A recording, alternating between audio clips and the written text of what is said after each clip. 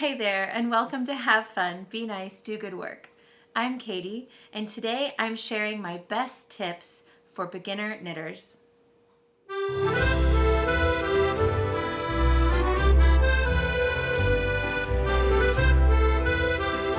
Before we dive in, you might be wondering what my credentials are.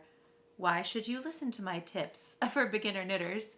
Well, one of my credentials is that I am a beginner knitter. I have been knitting for 7 months and I have learned so much over that time. I started with a simple dishcloth, and this top that I'm wearing is my first finished object of 2025. So I've learned so much, but I am definitely still a beginner. I am also a teacher. I have been teaching violin for more than 20 years. And what that has done is it's created sort of a browser extension in my brain that's constantly looking for the pedagogical value in the way I'm doing things or how somebody else might want to do something. And so as I've been a beginner in the world of knitting, that piece of my brain has been on the whole time. And so I've come up with some things that really helped me as a beginner that I didn't really see on other lists. Now, the other lists are all good too. This is not disputing any information that you might have found in another video. These are just some of my subtle takes or things you might not have thought about unless you have a weird brain like I do.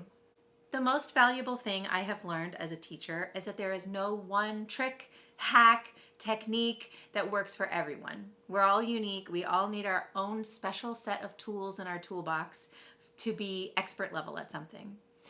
So as you listen to these tips, take whatever sounds like it might work for you. If you're not sure, try it. You might like it. And if you don't like it, that's all right. It might help you find the thing you do like. All right, let's get into the tips. Tip number 1, use wool or a wool blend. Wool is a little bit stretchy, and so it's just a little easier on your hands than something like cotton or linen. And if you're like me starting out, then you have a lot of yarn wound very tightly around needles and you're trying to wedge your needles in. If that's you, use wool. It will just make it a little bit easier. It also is helpful because wool sticks to itself pretty well. So if you do the thing where you're trying to get your needle out or in, and then all of a sudden it flies away and all of a sudden your stitches are not on the needle anymore, well then there's a good chance that those live stitches, the ones that were on your needle, will stay put because the wool will stick to itself.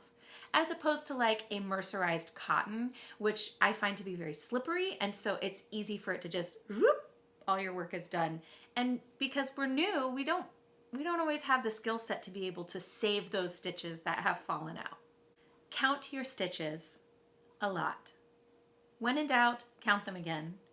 Not just to make sure that you have the right number of stitches, but just because it gives you more face time with the fabric, getting to know what those stitches you just made look like.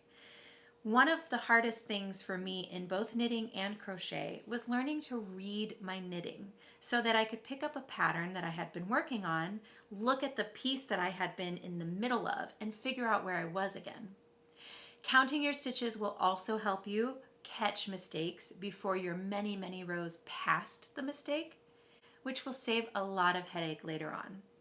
Now, as I've gotten more advanced, I've found that when I miss a mistake, I'm better at correcting it several rows later. Maybe I'm one stitch shy. I've learned now, oh, I can just squeeze in another stitch and it won't be the end of the world. Sometimes maybe it won't look great, but sometimes it's fine. But I found that, and especially in those first few months, she says 7 months in, those first few months, it was really helpful to just like, last row I had 32, and this row I have 32. For me, the thing was I somehow added a stitch like every time I purled. So I would have 32, and then the next round I'd have like 38. Where did all these stitches come from? And I couldn't find them. Try things before you take someone's word for it. If you've stumbled across my channel, chances are you have gone deep down the rabbit hole of knitting podcasts. And knitting podcasts are such a wonderful way for all of us to share our opinions on things, but they're just opinions. Remember what I said earlier? There is no one trick that works for everyone. So someone might say, I only knit sweaters top down. Or someone might say, I hate seaming sweaters. But some people love seaming sweaters. Some people see a lot of value in knitting a sweater from the bottom up. Try it. Try all of them before you decide which is your way of doing sweaters. You might find that all of them are your way. Again, if you're watching this video, you've already found knitting podcasts, but I would recommend watching several, maybe a lot of different people. It's easy to binge one channel of someone that you really connect with, and absolutely do that. But also find different people, because you'll find that the lexicon of vocabulary that you're getting gets bigger and bigger the more people you include. Techniques, yarns, they're called different things in different places. And so you'll start building those connections the more you listen. Even if you don't know what they're saying, right? If you're like, what's a four-ply? What's continental? You can just absorb it. And then when you come across that term again, it will be back there in the back of your brain. It's a little bit like how we learn a language, right? Babies, we are knitting babies. Babies just hear sounds around them and they're absorbing it so much. And then eventually they just talk. Isn't that amazing? And so for us as baby knitters, we just surround ourselves with the culture and the vocabulary of our new craft. This is a very simple statement that I wish someone had told me at the beginning. There are two general styles of knitting, continental and English. Continental, you hold the yarn, the working yarn, in your left hand. English, you hold the working yarn in your right hand. Within those two general areas of knitting, those two general ways of knitting, there are many subcategories of how you can knit and purl. I currently do continental, but I found that it was easiest for me to learn English. I recommend you try both because it can help you, number one, find which one is actually more comfortable. Number two, it can help you understand what's actually happening with the yarn rather than just what's happening with your hand. You can actually more deeply understand the route the yarn is taking to become a stitch. And number three, when you do color work, one of the ways that people do color work with two colors is by holding one of the yarns continental and one of the yarns English. So you're holding both colors at the same time. That's what I did in my first color work project, and it made it so easy. Remember earlier how I was saying you could watch a lot of different podcasters? This is one of those things that I found really helpful, was just when you have like footage of somebody knitting, or not even a tutorial, but just somebody's like, I made this project, and you watch them knitting, just notice, are they holding the yarn in their left or their right hand? Are they holding their hands close to the work or far away from the work? Are they throwing the yarn or are they placing the yarn? These are all of the subtle differences that you sort of don't notice at first because you're just like, wow, they're making fabric. But once you start looking, you'll see that everybody has a slightly different style. And paying attention to that can help you find your style. Make a habit of stretching before and after you knit and sitting well as you knit. Yes, I will go look in the mirror and say this very thing as I was knitting last night in bed, leaning on one elbow and feeling pain in my shoulder and thinking, why are you doing this to yourself? I did move to a better position. It's easy to think as beginners, well, we're not knitting that much, like it doesn't matter, but it does matter. That time builds up quickly, and overuse injuries, woo! You don't want anything to do with those. Just treat your body well. Use variegated yarn, specifically a tonal variegated yarn or a fade, because it helps you see the stitches as individual stitches and also what row they belong to. I'll show you an example. This here is stuck. This is my Plume shawl, which I ambitiously took on far too early in my knitting career. And so it has like lots of less ideal parts. And I had to start it over a couple times. But if you look closely at this, you can see the difference in the color of the yarn. This variegated yarn really helped me understand that. I could see immediately, oh, I did that at the wrong spot, or I missed that stitch, and it really helped. This is still not perfect, but the variegation really helped. I just happened to pick the variegated yarn because it was beautiful. I didn't mean for that to be helpful, but it was so helpful. And as I have knit things that are really just one color, I found that I see now the value. It made me see even more the value of that variegation in this project for me as a baby. I brought this yarn out all wound up so you could see there are, oh, there's some dog hair in it. That's not surprising. But you can see the color variations in there. And that can really help. It can really help you find your way. Plus, it's just pretty, right? If you're making something that's just like a rectangle, it feels extra fancy because it has the color variation. This is the most important one. This is it. This is the one. If you take nothing from this video, this is one that I think is still not universal, but pretty darn close. That is to aim for form over the finished result. This is one of those things that, like, if my violin students had $1 for every time I said this to them, they would all be gabillionaires, because it's so important. In violin, it's really easy to just pay attention to the sound. And of course, the sound is our end result. That's what we want. But until we've built the skills to make the sound what we want, very few things sound as bad as a violin.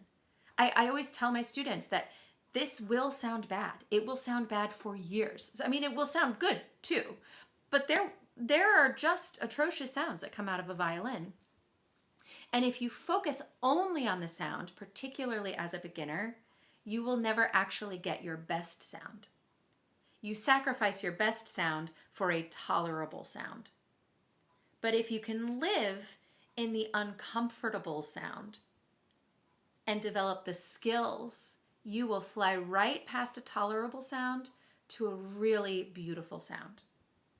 The same is true for knitting, I think. If you can just let the stitches be a little bit wackadoodle, it's fine. Are you relaxed? Are your hands happy? Are you finding a good rhythm? As opposed to, I have to keep my tension exact. Ugh. This not good. This will, first of all, not actually help your tension, because tension in our body is almost never, I should say, excess tension in our body is almost never helpful. But also, that greatly increases your chances of an overuse injury or just feeling tense and frustrated and giving up. I promise that if you focus on the sensation of knitting rather than the finished object of knitting, you'll see so many positives, so many benefits. Take pictures. Take pictures from the very beginning. Did you make a square that actually turned out to be a trapezoid? Take a picture of it. You did that. You made that. Photograph it all. Because someday you're going to want to look back and see that you had it. And sometimes we look at things, when I look at this, the old Plume shawl, my eyes immediately go to this area. I show you where there was such a huge hole that I just had to stitch it up. And it's not a great surgery because this was my third knitting project ever. The previous two were dishcloths. So it's not a great surgery, but I needed to do it or else it would have kept unraveling. When I look at it in person, it's like, oh yeah, that. But when I took pictures of it, it helped me see it from a 30,000 foot view rather than this myopic view. It's just so easy because we're looking at it so closely, so detailed. Taking a picture can help you take that step back. Related to the stretching and sitting well habit, I just want to point out that other activities in your life can be contributing to any pain or discomfort you feel when knitting. If you find that after you knit for a little while, your hands or your wrists start to hurt, Definitely check out how you're sitting as you're knitting. Sit and knit. But also, if you sit at a computer all day, check your computer setup and make sure that you're in a place where your head can be aligned, your wrists can be neutral while typing, and your shoulders are relaxed. Same thing in your car. What's your car setup like? I find that most cars are somehow set up to make us have like full Gollum posture. See if you can find some lumbar support or some thoracic spine support so that you can have really nice, comfortable posture in the car too. These things are all connected. And related to that, pain in your hands or your wrist is sometimes coming from an issue in your elbows or your shoulders or your neck. So as you are, if you experience pain, don't just think, oh, I need to rotate my wrists and I'll be fine. Wrist pain is often coming from these muscles here. So a stretch this way and this way can be really helpful. A lot of my pain comes from right here, and I find one of these stretches works wonders. In fact, that's one of my favorite daily commuting activities when I'm stuck in traffic, is I just hold the headrest behind me and stretch out that muscle, because that is a big one for me. Even under your arm, those muscles, for those of us in modern society who spend a lot of time with our head forward because we're looking at a computer, we're looking at our phone, we're looking at our knitting, that is connected to here. I don't know how. I am not that kind of doctor, but it is. So if you experience pain, just check out your whole body rather than just the point of pain and see if maybe there's some other places that need a little bit of love. Swatch. I know you've heard it before. Swatch. Every time. I know. It takes a long time to create a gauge swatch, especially for us bebés, but it's worth it. And it's worth it for more than just one reason. Of course, it's worth it because it increases the likelihood that the finished object that you will take 10 million hours making will be what you wanted it to be, especially if it's a garment. The chances that the garment will fit you greatly increased. But also, we're beginners and we could use more practice knitting. And so just making a little rectangle is always a good help before we try and make a whole garment. Just do it every time.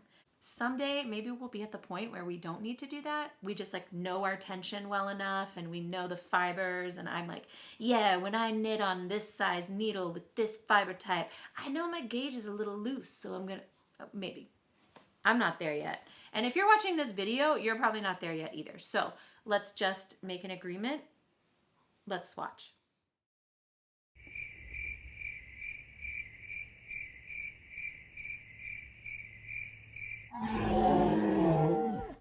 I think that's everything I wanted to tell you. Thank you so much for tuning in. Wherever you are in your knitting journey, you're doing great.